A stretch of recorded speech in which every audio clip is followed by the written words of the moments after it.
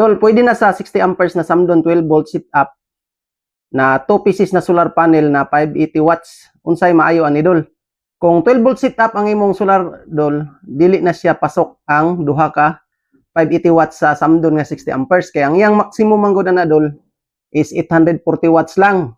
Ang maximum nga pwede.